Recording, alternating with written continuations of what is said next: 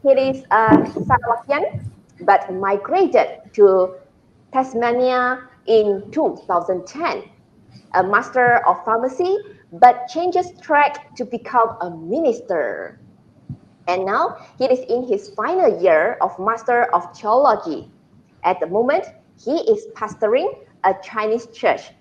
Today, he's going to share with us a topic which is Australian law and policy on taking care of the elderly can be used for reference. So everyone, let us welcome our pastor of Tasmania Mission Station, Australia, Pastor Johnny He. Thank you, Pei, for the introduction. I don't have any PowerPoint slides to share, but and I'm no expert or a lawyer in the Australian law and regulation, but I see in these 10 years, it makes me think a lot about aging population, especially back home in Malaysia. So I just would like to share something that I saw throughout these 10 years in Australia. I live in Tasmania, which is considered as a retiring state in Australia because of the cooler climate, the British-like climate. So a lot of the Australian Caucasians population, after their retirements, they like to move down south. So I live in the fourth largest city in Tasmania called Burnie. It is only having a population of 200,000, very small city. They call it a city. And I'm living among the whites. I'm the first family from Malaysia migrating to Burnie. So I'm the pioneer. And in 10 years, now this city, everyone, most of the people, I know about them and they know me. Uh, and Burnie is an aging city. It's actually like a lot like my hometown in Sarawak, Cebu. A lot of youngsters after high school, they move to KL. It's the same as Burnie. Even my son after high school, he went to Canberra. A lot of youngsters in Burnie go to Melbourne for brighter future. But unlike Cebu, if I compare Cebu with Burnie, there are huge differences. If I look at my parents living in Cebu and those people, the gray nomads in Burnie, there are differences. So if you ask me when I'm old, which town I like to live, I'll say I like to live in Burnie. Why? That is what I'm going to share with you because of the Australian systems. Australia is earlier than Malaysia. Uh, it, uh, it has entered into aging population, and the citizens are being alerted by this trend. I don't know about Malaysia. Are the new generation or our own citizens being informed that our country, Malaysia, is going into is slowly aging? I do not know, but aging population is a big issue in Australia, and the government has long ago has enough preparation for this to happen. I give you some statistics. Like you can feel the difference already. Um, the retiring age of Australian is 65 years old. They're going to increase it soon to 67. So they are not afraid to retire. And they look at old people and think about they can still make good use of the aging people. Uh, 9 in 10 9 in 10 older people in Australia, they are not afraid of growing old. And there is no ageism here. Uh, it is a word that I seldom heard until Cecilia told us tonight. But there is an elderly abuse, and it's a different thing.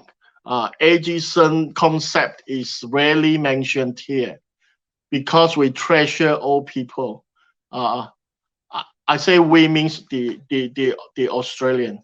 Uh, 9 in 10 older people believe they have someone outside their family, their household, in whom they can trust.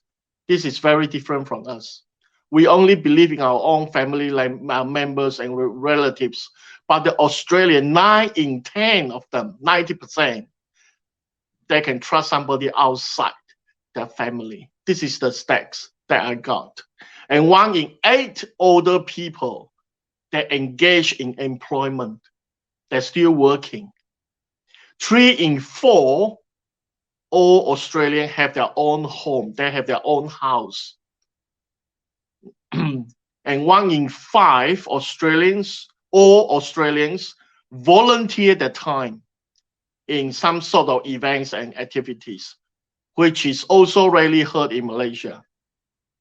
They work as volunteers in charity and also other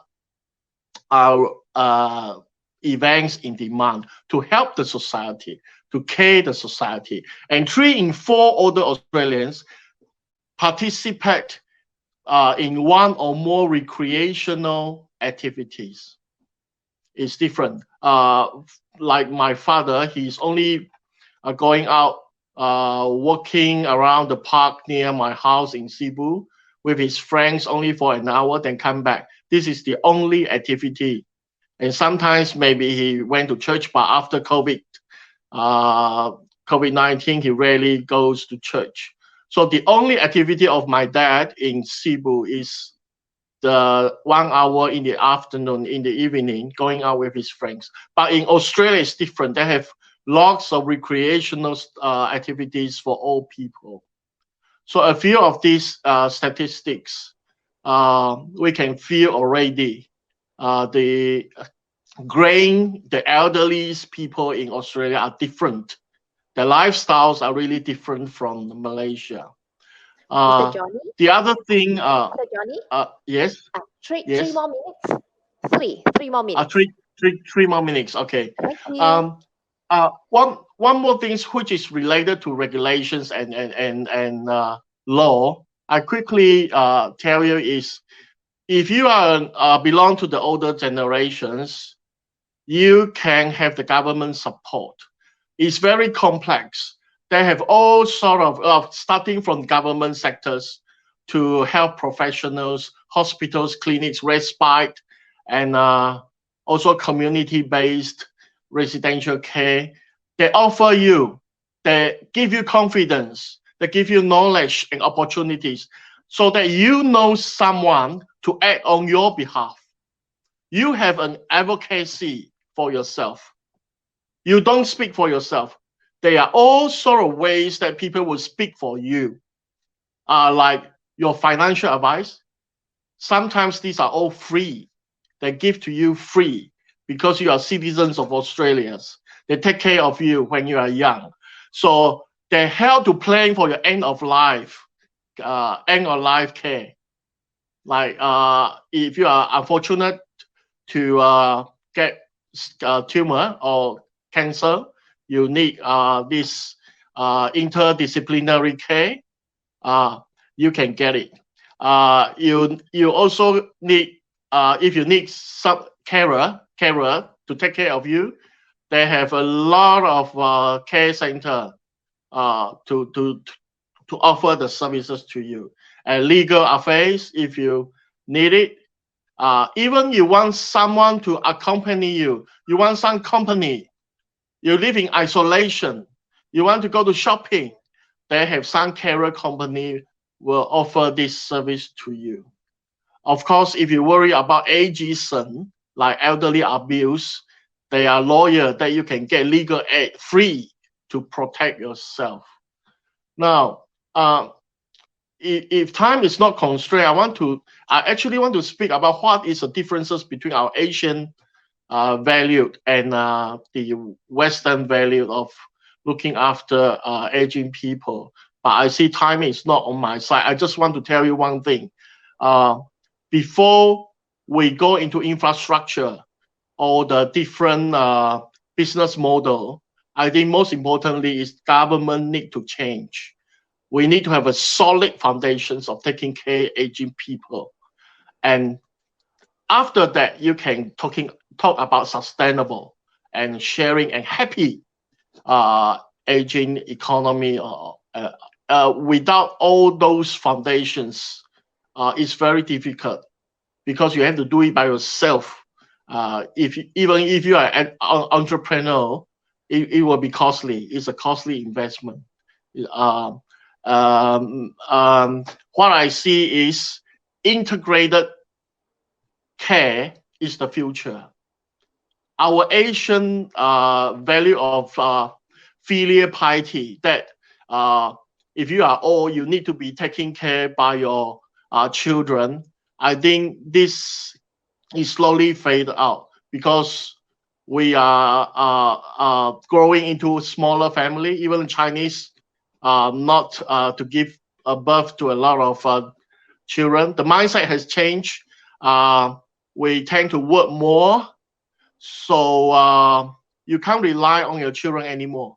You need to rely on integrated care offered by the government and all private institutions. I think that is the future. You need strategy to do this.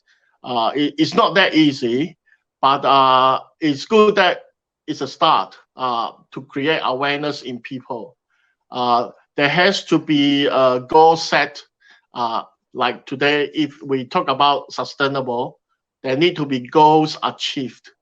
Uh, but my advice is, from what I see, it has to start from the top, from the government. The government needs to be laying out all the solid foundation and framework. Then we cooperate with them. I think I stop here. Thank you.